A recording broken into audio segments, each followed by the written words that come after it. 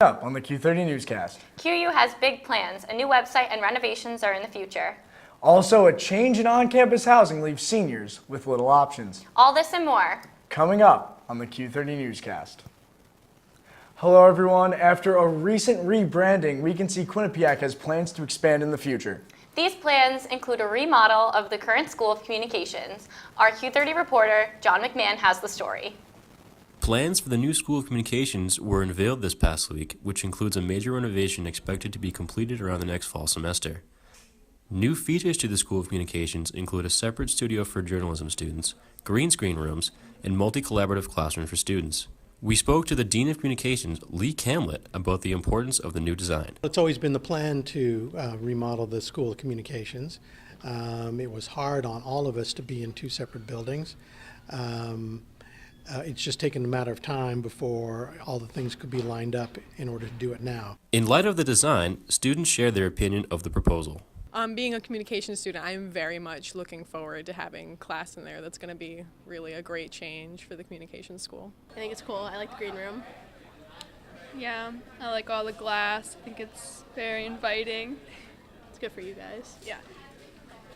I think it's great. I like how open it is, and I think it looks really realistic. I love that the school is renovating so much as well. This is truly an exciting time for communication students. Reporting for Q30 News, I'm John McMahon. Along with the rebranding, Quinnipiac will be getting a new website. The new site is designed to be more user-centric and features a new video and content. And instead of the typical campus tour, virtual reality will be used to immerse prospective students into the campus. Chief Digital Communications Officer Keith Rose says the new website is all about highlighting the differences between Quinnipiac and other universities. The website was supposed to premiere this Thursday, but the release date has been pushed back, and they have not yet said when that will be. And yet another housing issue has arisen at Quinnipiac. Since the freshman class is so big this year, there's not enough space for all of them on main campus. Next year, around 200 sophomores will be placed on York, leaving only the seniors with the choice of Eastview. Sophomores and juniors will live in Crescent. Juniors can choose between Westview, Townhouses, and Whitney Village, which are traditionally senior living options. This decision leaves seniors with Eastview or off-campus options. This is because freshmen will get troop to eliminate all non-traditional housing, such as forced triples and common rooms. Residential Life has not yet released a formal announcement about such changes, so details of arrangements are greatly unknown by the Quinnipiac community. And Quinnipiac's theater program debuted its first production of the year. This year, the school decided to celebrate gender equality as both productions this semester are ones written by women. Starting with Stop Kiss. Stop Kiss is a story about two women who are assaulted after they share their first kiss. The play was performed 4 times through October 13th to the 16th. The next production is The Clean House and starts November 10th. During Parents and Family Weekend, Residential Hall Council hosted their annual Fall in the Halls event in the complex courtyard this past weekend. RHC offered fall-themed activities for families and students, such as pumpkin painting, a candy station, and apple cider donuts. There were also estimation stations where people guessed how much candy were in the jars. Turnout was great, the event was successful, and best of all, it was free for all.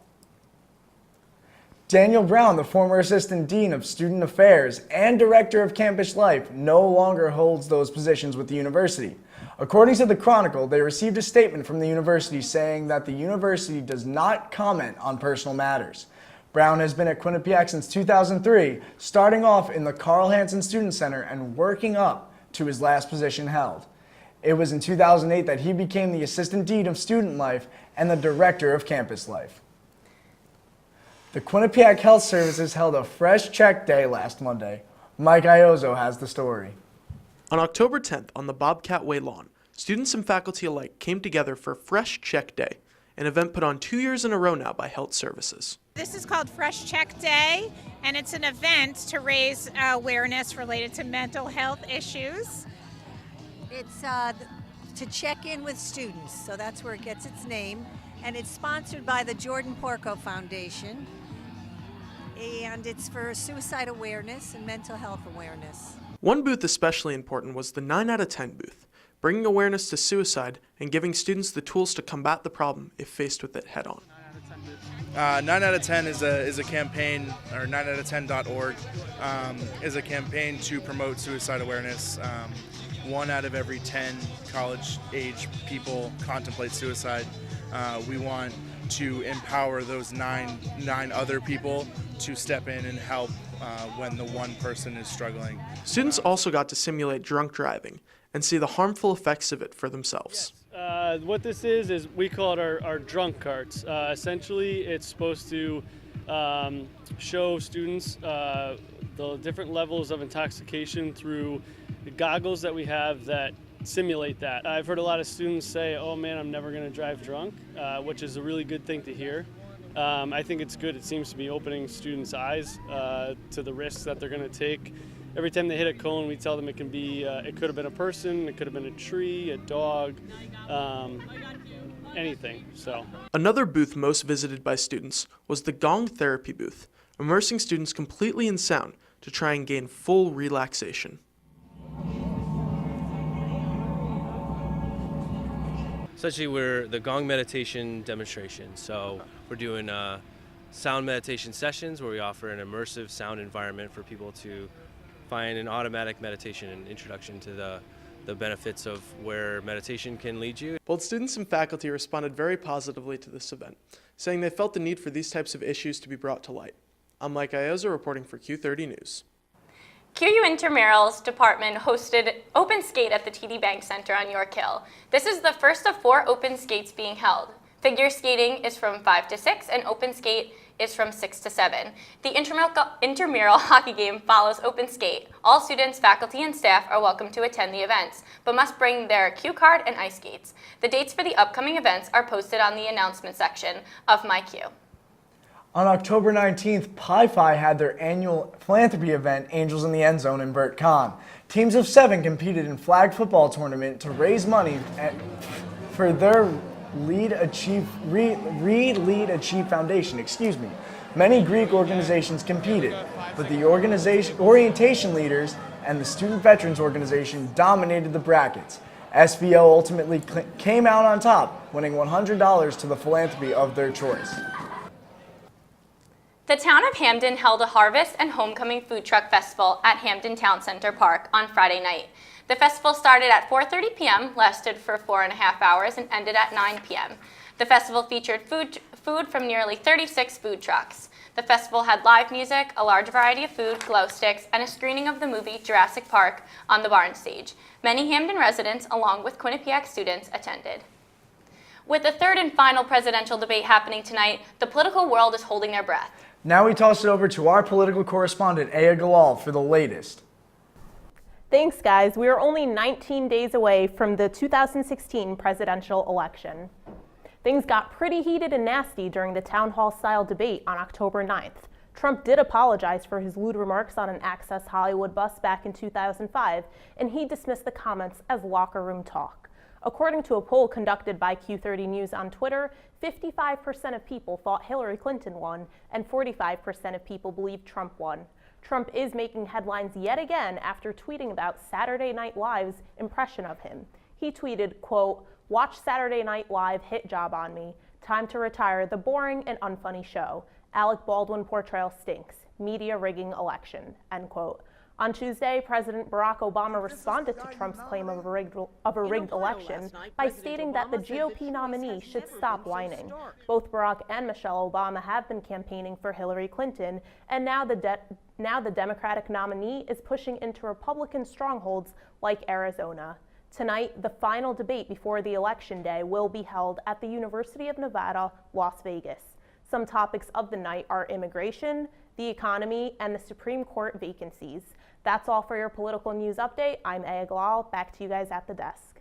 Thanks, Aya. Coming up after the break, a Bobcat Madness recap, a new fraternity joins Quinnipiac Greek Life. And a UConn student is killed after being hit by an emergency vehicle. All that and more. Stay with us. This week's trending topic is #that.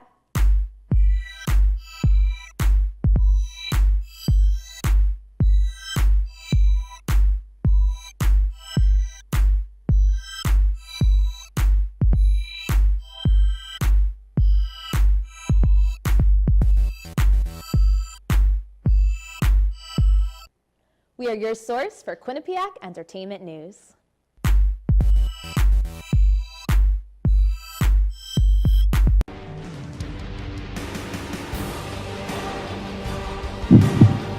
Good evening and welcome to Sports Pause. In the end, we're here to win the championship this year. Jess Fontaine now has that. She's going to take a ripper off the post, but she's going to come back. And my number one, hold your applause, Bobcats fans, is Quinnipiac. All right, Victoria, you know what time it is. It's top 5 plays of the week. My favorite time.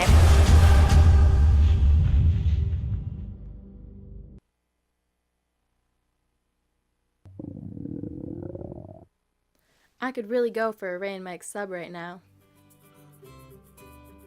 Come to Ray and Mike's and try our Philly chicken and cheese for just over $4.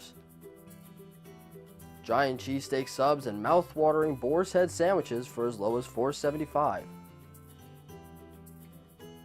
Q-Cash accepted just a mile down the road on Whitney, here at Ray and Mike's.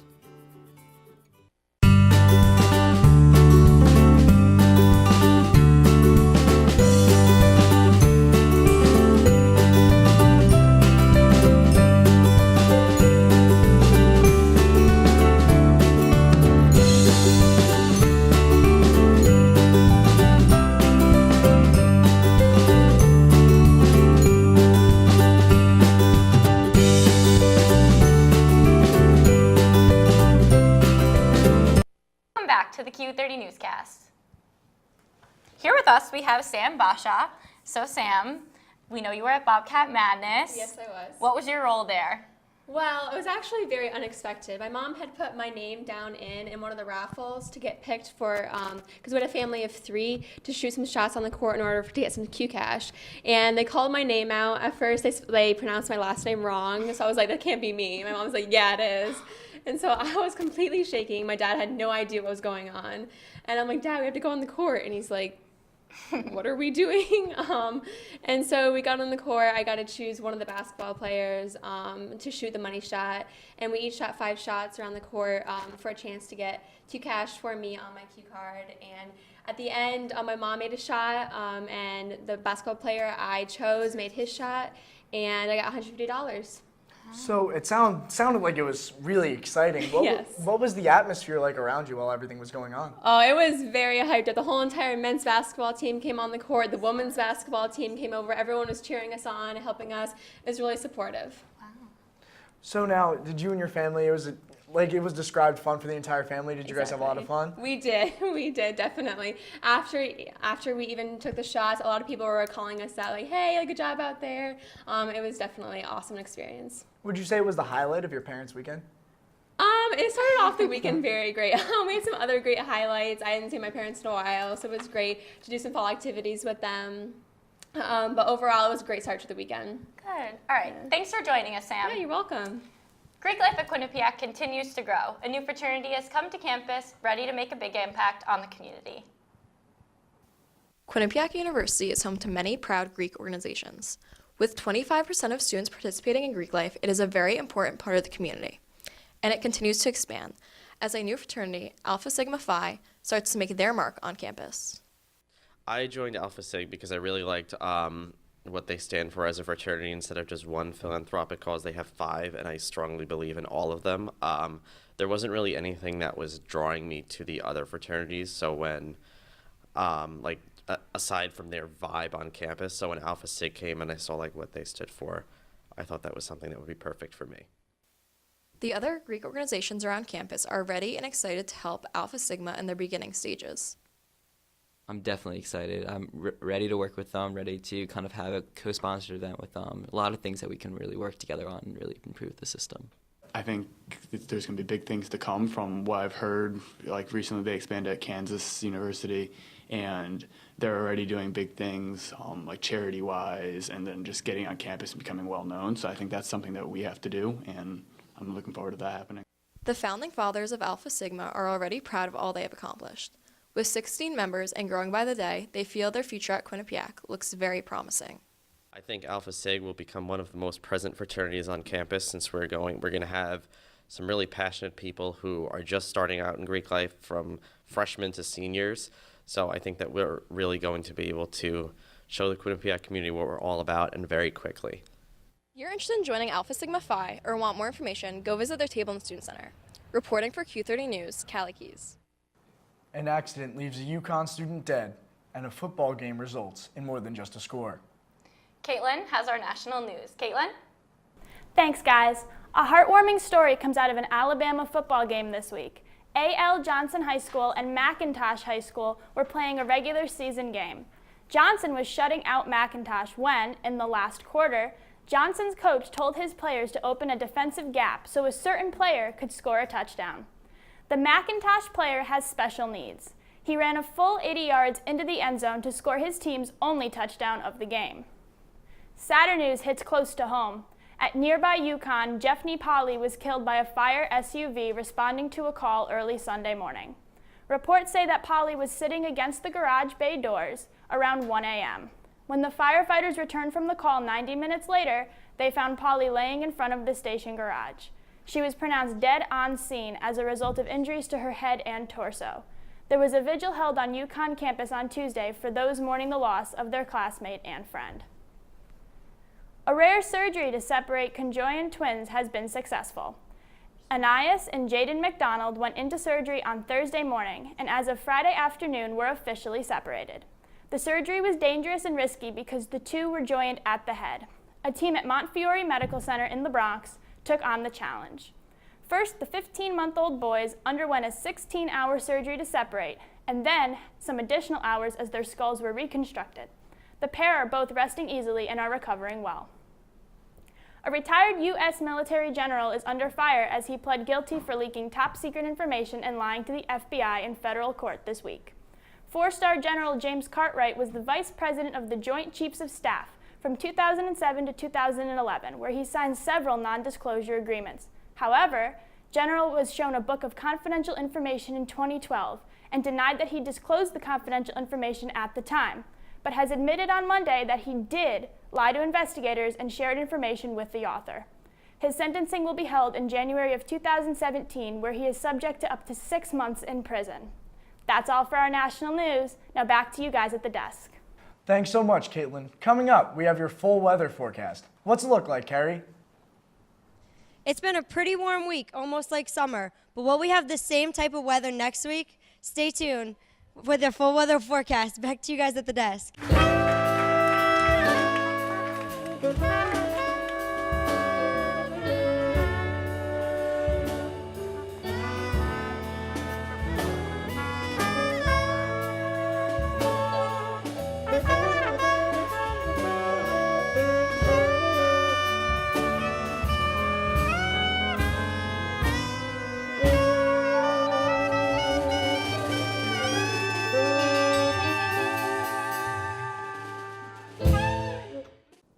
This week's trending topic is #that.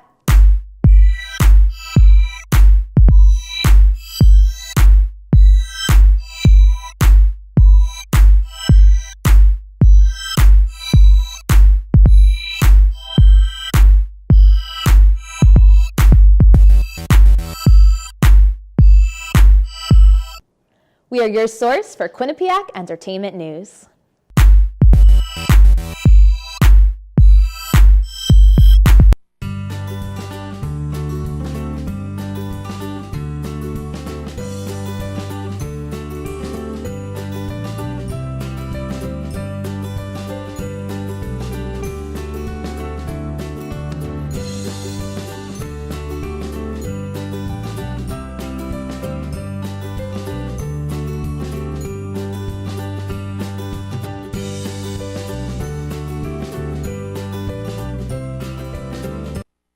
Welcome back to the Q30 Newscast. We're going to jump right into our weather forecast. The weather has been beautiful these last few days. Carrie Golden has our full report out in the piazza. Will this beautiful weather continue, Carrie?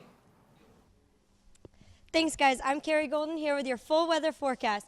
So looking at tonight's forecast, it's 75 and clear, perfect night, just like summer, low winds of 9 miles per hour. Looking at tomorrow, it's going to be 74 and sunny, another perfect day to get out on the quad, go for a walk, even maybe hike the Giant, still low winds of 8 miles per hour.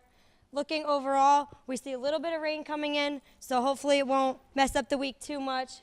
Looking at the full week, there's that rain we just talked about on Thursday and Friday, but we still have pretty good weather with highs of 65 and 72 and a low on Thursday of 60 and a low on Friday of 46, so you might want to pull out those jackets. Saturday and Sunday, not too bad. On Saturday, it's a little bit windy with 58 of high and a 40 of low, so you might want to bring out those jackets. Sunday, it'll be a little bit more sunny, high of 58, low of 40, so still another opportunity to hike the Giant, do something fun outside right before the weather gets really cold. And then looking into next week, Monday and Tuesday, still sunny with a little bit of clouds. It's going to be in the 50s, so you might want to dress warm. And then on Wednesday, it's going to be cloudy with a high of 53 and a low of 34. That's all I have this week for the full weather forecast. Back to you guys at the desk. Thanks, Carrie. What's new in the entertainment world? We'll toss it over to our own John McMahon, who has our entertainment news. John?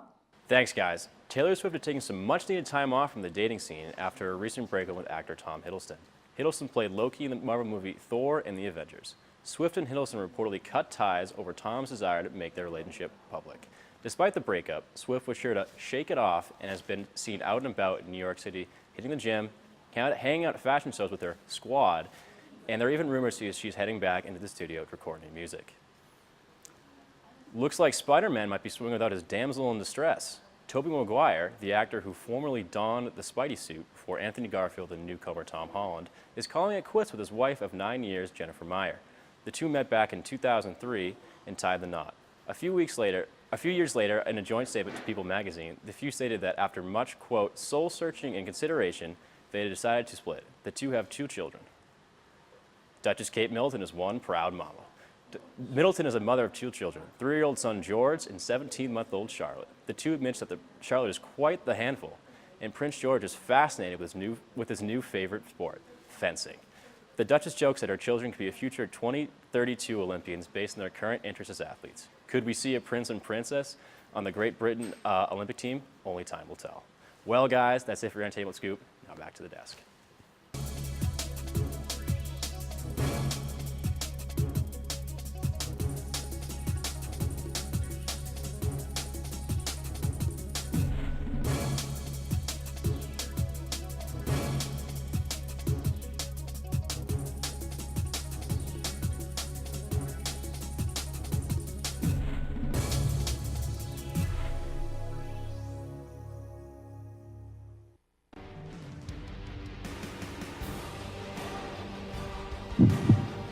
Good evening and welcome to Sports Pause. In the end, we're here to win the championship this year. Jess Fontaine now has that. She's going to take a ripper off the post, but she's going to come back. And my number one, hold your applause, Bobcats fans, is Quinnipiac. All right, Victoria, you know what time it is. It's top 5 plays of the week. My favorite time.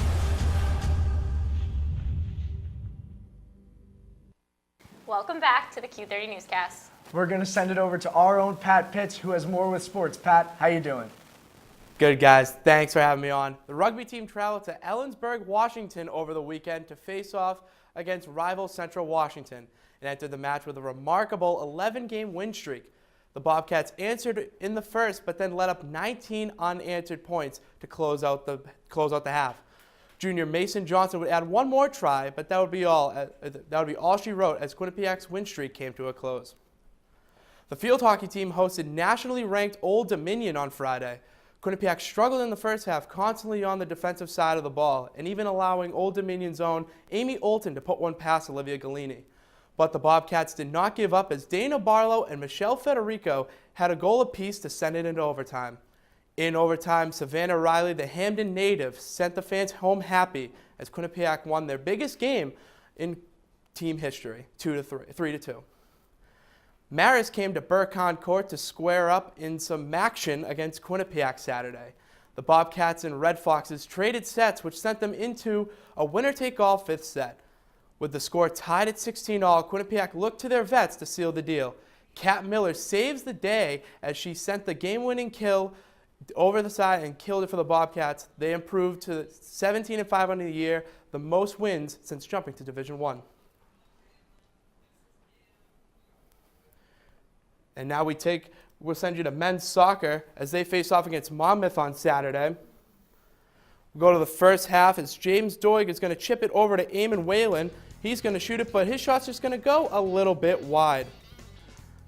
We're going to see here a Monmouth corner. Chris Yakovitis, the freshman goaltender, is going to stop it in there. Another shot, and he'll make the great save, and Quinnipiac will stay tied at 0.